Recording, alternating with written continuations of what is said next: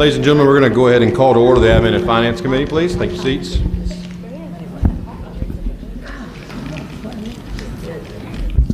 Start with a roll call, please. Dr. Bophy? Present. Dr. Bophy is present. Mr. Davis? Present. Mr. Davis is present. Ms. Edmiston? Present. Ms. Edmiston is present. Mr. Garvey? Here. Mr. Garvey is present. Ms. Holloway? Present. Ms. Holloway is present. Dr. Jones? Dr. Jones is present. Ms. Lewis? Mr. Lewis is present. Ms. Orange Jones? Present. Ms. Orange Jones is present. Mr. Rock? Present. Mr. Rock is present. Dr. Thomason? Present. Dr. Thomason is present. Ms. Vautier? Here. Ms. Vautier is present. You have a quorum. Thank you very much. What's our first item on the agenda, please? Your consent agenda is ready for approval, adding items 6.2 and 8.1 and pulling item 3.1. Can I have a motion, please? So moved. Thank you, thank you. So we have a motion from Dr. Bophy and second over here by Mr. Rock, I believe. Any comments on, any cards on this one? No? Any objection to the motion? No objection, motion carries. Next item, please. Your first item will be on page 7, item 3.1, consideration of the ratification of the submission of the legislative reports to the Louisiana Legislature regarding Senate Resolution 179, House Resolution 190, and House Resolution 158 of the 2017 regular legislative session submitted by the BESE President per interim authority. The recommendation is to ratify the submission of the report. I need a motion to ratify, please. Ms. Holloway, second by Mr. Garvey. And I believe we have 2 comment cards. Could I have Mr. Falk please come forward, as well as Mr. Richard?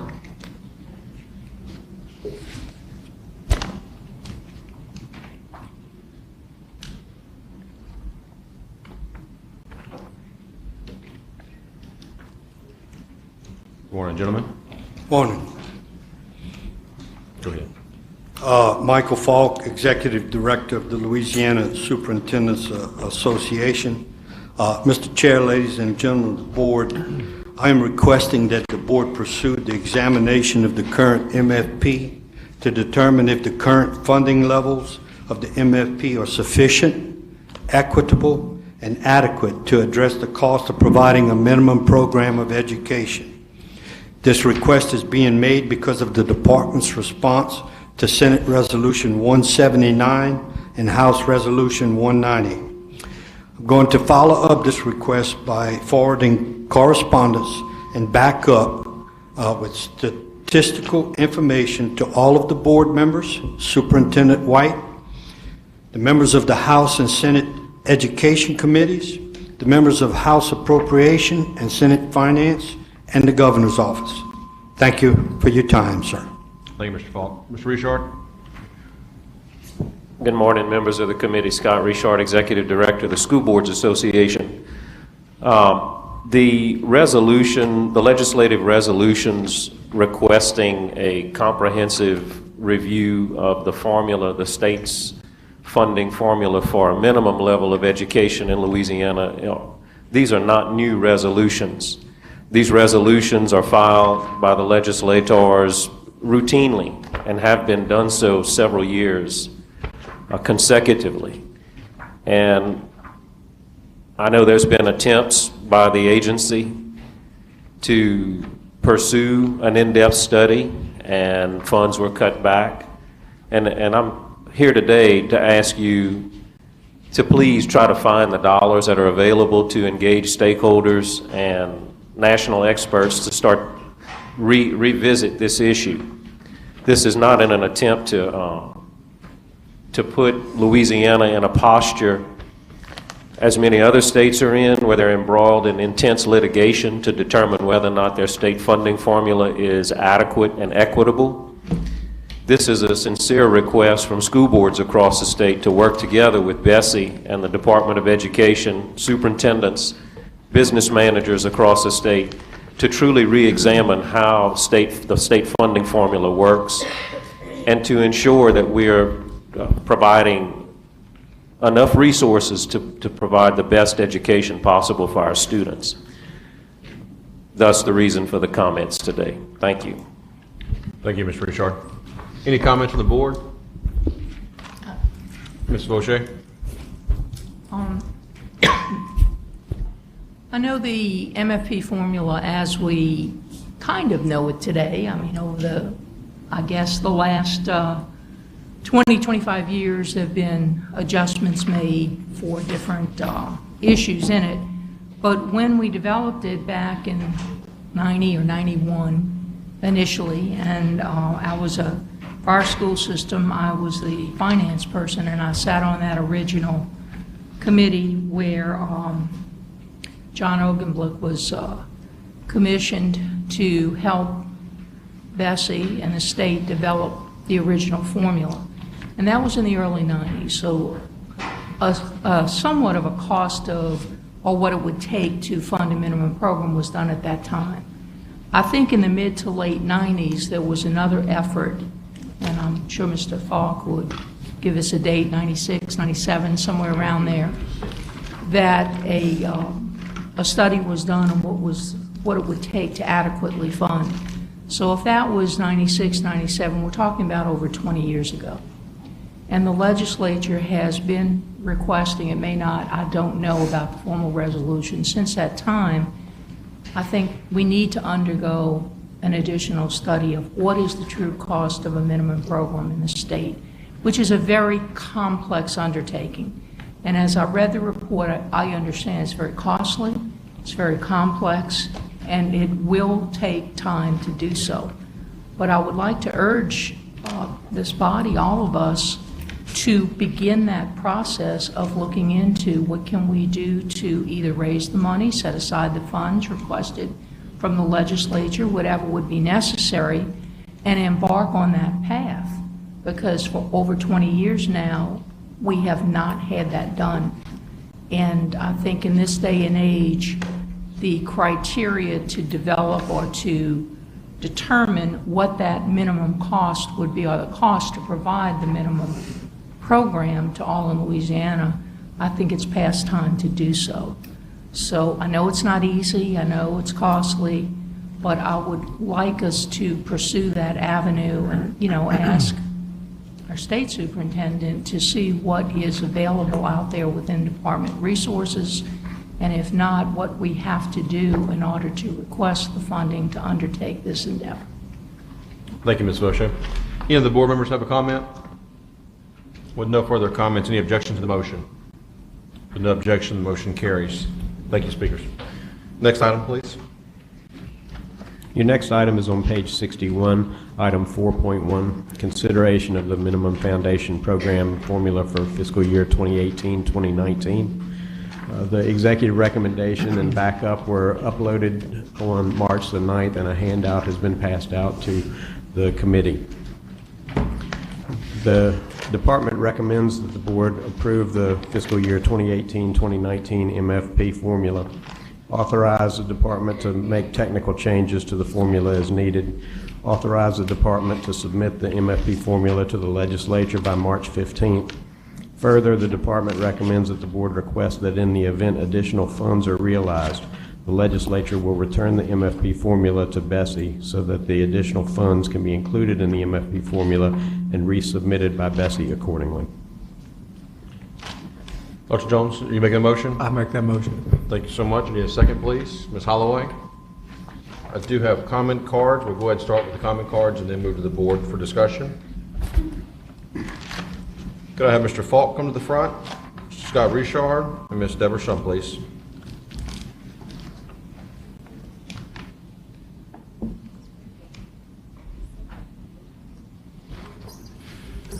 Michael Falk, Executive Director of the Louisiana Association of School Superintendents. Mr. Chairman, ladies and gentlemen of the board, I read the resolution line by line because the resolution is what drives the funding mechanism. I know we talk about a final figure, but the resolution is the key. And so as you meet today, you're going to consider submission of an MFP resolution, which basically provides a standstill MFP for the 2018-19 fiscal year. The recommendation from the MFP task force was to provide for a 1% increase to the base per pupil, which would cost approximately $40 million. We are all aware that state and local finances are being adversely impacted. The MFP is vital to the very existence and operation of school systems and schools around the state. For many school systems, funds from the MFP comprise over 70% of their general fund revenues. All public bodies must address impending financial issues and continue providing services to the public they serve. Many programs and services local school systems provide are directed by legislation and policies established by the Louisiana Department of Education and the Board of Elementary and Secondary Education. Additionally, we must meet the new requirements of the Every Student Succeeds Act, as well as continued changes in the Louisiana School and District Accountability System. The Louisiana Association of School Superintendents believes, first, BESE should consider the recommendation of the MFP Task Force providing a 1% increase to the base per pupil. Secondly, school systems should be accountable for all the funds they receive. School systems should have local autonomy on dispersing MFP funds to address educational programs in accordance with state and policy requirements. We believe these decisions should be at the local level, and we support a vision of having students college and career ready, and believe that it can only be realized if adequate funding is provided so that local systems may attain the goals outlined in the vision. Thank you, Mr. Falk. Ms. Shum? Or whichever one of y'all. Thank you. Debbie Shum, representing Louisiana Association of Principals, and a member of the MFP Task Force. I would like to ask that the board reconsider adopting the motion that was passed at the MFP Task Force. It was represented by numerous people from numerous avenues. It was an overwhelming majority of people on the committee who felt that the 1% was a fair compromise.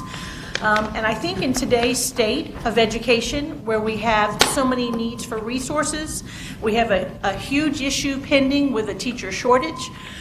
We have resources that are not available, that it is remiss of us if we do not let the legislators know the dire need of funding to fund the basics for schools today.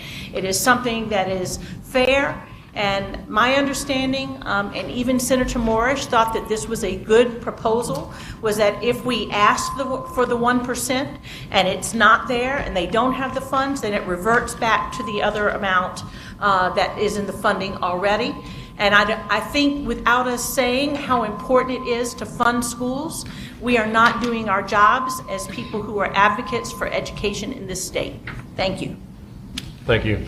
Mr. Richard? Thank you, Mr. Davis. Chairman Davis, I think it's somewhat ironic that we just spoke to the previous agenda item and the last analysis of a true cost of a minimum level of public education in regards to state aid for public school funding was done in the 90s. We know that there are heightened concerns, especially given the heightened state of school security in our state. We know that there are districts out there that are struggling to implement basic instructional tools like technology in the classroom. Those are just examples of what happens when the state aid for public education is not increased, at least on an inflationary basis, annually. Mr. Falk mentioned the Every Student Succeeds Act. One of the major components of the Every Student Succeeds Act is equity. One of the major functions of the state MFP, Minimum Foundation Program, is equity. Every year that there are no increases in state aid for public education, equity is diminished for those districts that struggle to raise revenue at the local level. The whole purpose of the formula is to provide an equalization of funds to help the districts that struggle with their local economies in raising dollars for public education. And I just want to emphasize that point today as a reason why we ask, from school board's perspective, that consideration be given to increasing the allocation rather than a standstill recommendation, which is before you today.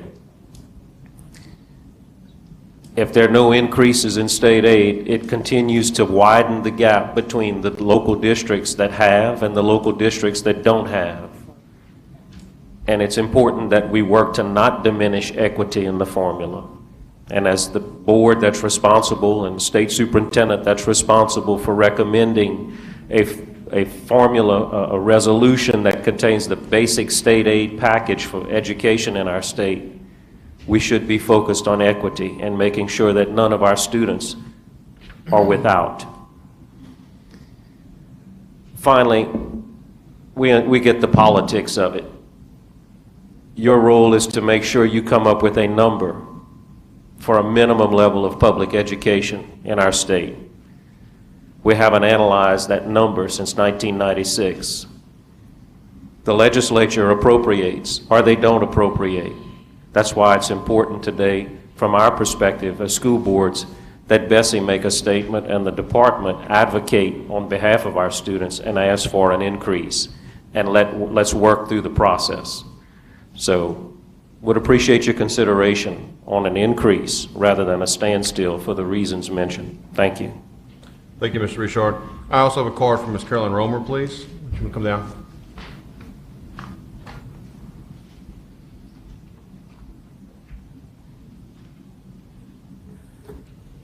Good morning. Caroline Romer, the Louisiana Association of Public Charter Schools. We also have a position on the MFP task force, and we too supported the recommendation of 1% and would hope that you all would take that into consideration. In fact, we actually took the position of LAPCS that we wanted to see the increase at 2.75, with our reasoning being when that study was done and in past BESE actions, you agreed that that was the amount that schools could expect to see increases in their cost. And so we did not agree with sending to the legislature time and time again something that keeps cutting that amount down, but to maintain that the 2.75 is what's necessary for our schools to have the resources to serve all children. So while we did support the 1%, we did not agree with the political thinking behind that. We too understand that there are tough budget times for our state. However, we believe that K-12 should be the top priority right now in educating our students and getting them prepared for the workforce and college. So we too hope that you will reconsider and put the 1% in, and we would support any study of the MFP, but we also understand that's somewhat of a mandate without any funding for you to pay for that. I'm sure there would be cost. I too was not, I think I was born in '96, but I was not around here doing this work. So I'm sure there was some time and cost that came with that study. So perhaps it's something that we could ask the legislature to help fund if that's what is preventing us from getting that done. Thank you. Thank you. I don't have any more comment cards. Board, any discussion from you guys? Yeah. Mr. Garvey? Question for the superintendent. The recommendation from the MFP task force was to have a 1% increase, and the head of the Senate Education Committee supported that. And I'm wondering why the department came back with a different recommendation. Well, that was at a moment in time when there was a discussion about reconciling the budget. If you recall, this Monday, those negotiations broke down. In fact, the situation is so bad that the legislature most likely would not be able to approve even a standstill formula in the context of the regular session that's starting today, because it would exceed the amount of revenue that's anticipated to fund the budget in the 18-19 fiscal year. So I can't speak for why everybody voted the way that they voted, but I can say that for us, circumstances changed as the budgeting process moves forward, and the legislature has been unable to reconcile revenue with expenditures. Dr. Jones? First of all, we're totally, or I think we are, I may be wrong, in sympathy with the effort that you're putting there, but we're also, as a board, having to deal with the practicalities here, and the message that goes out is not just a message of support of the increase, but it's also where does our position stand in the overall budgetary process. And when we read from day to day that the legislature is in turmoil and can't get a budget, I think that what we've put forth as a motion here essentially does both things. It does allow the formula to be returned to us if money should become available, because that's the last statement in the recommendation. My concern is not only the message that goes out there, but it goes out statewide. And when we have a legislature that's dealing with almost $1 billion shortfall, to be appearing to ask for an increase when everyone else is likely looking at a significant decrease, somewhat sends a message that's hard for us to defend. So in making the motion, the reason that I agreed to make that motion was I felt like that we did both things. Essentially, we say if money becomes available, and right now they don't know. Honestly, they don't know what the price of oil and gas is doing. They don't know how much money they're going to get from the change in the federal tax cuts, what that's going to do in terms of for next year. But in a time of uncertainty and turmoil of just getting a budget done at all, it's difficult to be in a position where you're asking for more than you are likely to get. Any other comments from the board? With no other comments from the board, any objection to the motion? With no objection, the motion carries. Next item of business, please. On page 62, item 5.1, consideration of LDE contracts over $50,000. The recommendation is to approve. A motion to approve, please. So moved. Dr. Bofi, need a second? Can I get a second, please? Ms. Holloway? Any comments? No comments, any objection? With no objection, the motion carries. Next item, please. On page 65, item 5.2, consideration of allocations of federal, state grants and allocations to LEAs, Type 2 charters, Type 5 charters, approved non-public schools, and community-based organizations, competitive and other. The recommendation is to approve. So moved. Moved by Dr. Jones. Any a second, please? Second. Dr. Bofi? Any comments? Any objections to the motion? With no objection, motion carries. Next item, please.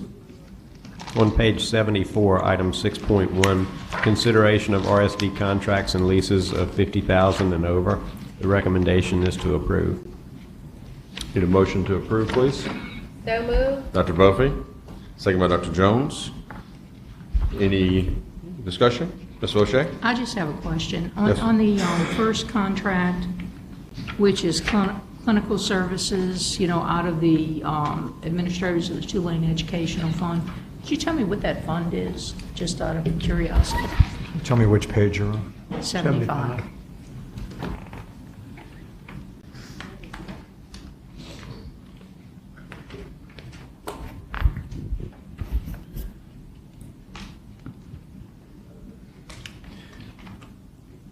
And you're asking about the funding source itself?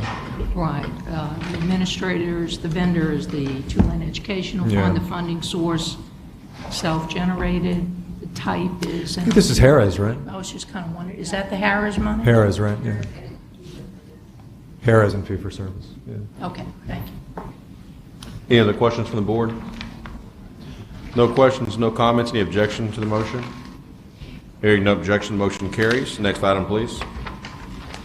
On page 124, item 7.1, consideration of an overview of the BESE legislative protocol for the 2018 regular legislative session.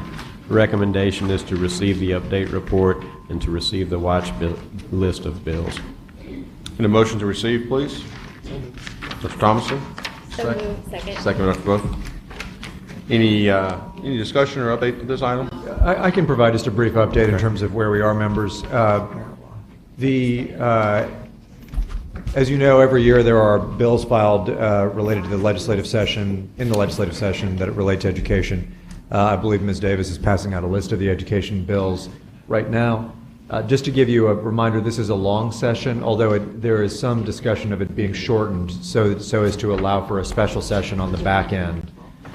The reason a special session would be needed is so that the legislature could raise revenue, as they cannot raise revenue during a regular session in even-numbered years. In even-numbered years, however, legislators are not capped at the number of bills that they may introduce. In spite of that, there is a relatively moderately slim, why don't we say that, set of education bills. You'll notice that this is not as long as it's been in past years. I believe Mr. Santel actually had an article on the cover of The Advocate today that briefed on the thrust of many of those bills, and there are some issues that are a little bit more prominent this year in ways that they haven't been in the past. Not surprisingly, school security and handguns, or firearms, excuse me, will be a significant topic of discussion in both chambers this year in particular.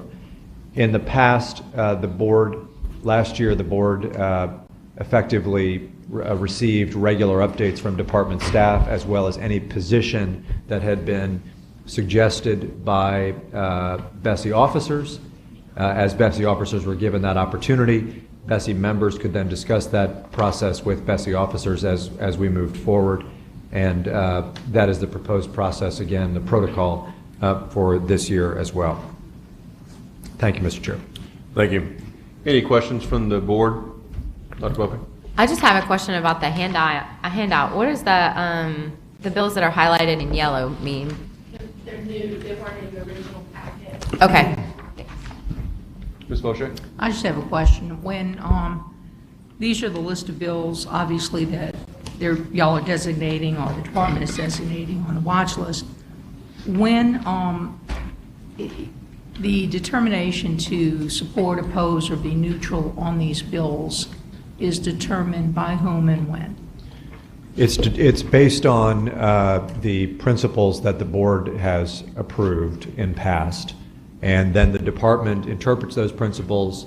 If there is a recommendation that the department should represent the board based on past principles as having a position on this, it is sent to the entirety of the board. If any individual board member is concerned with the department's interpretation of those principles, they can discuss that with board officers, who then give that feedback directly to me and department staff. So when will we have that information? I believe the first one has already been sent out. I believe that there's been an update that's been sent out.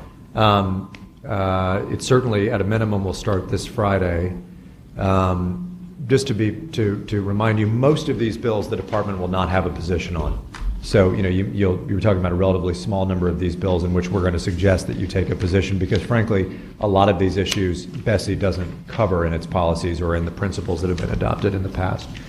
I think the other thing I should just say is, if on the list that Aaron sends out every week of where the bills are in process and of any interpretation that BESE policy guides us toward a particular stance, you're always welcome just to reach out to me too and just say, I've got a concern with this position. And I think a lot of us have been having that dialogue. Did you say we got the first communication? There certainly was a communication, but no.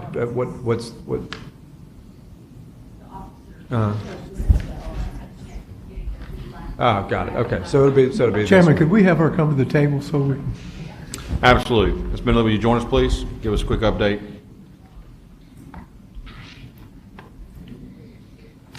Erin Bendeley with the department. I was just saying that I received feedback from the officers yesterday afternoon and just hadn't had a chance to email the entire board yet, but we'll do that today. There aren't many bills moving this week in the first week of the legislature, but I'm happy to share with you the agenda for the bills that we have seen scheduled thus far, and where the officers have given us feedback on those bills.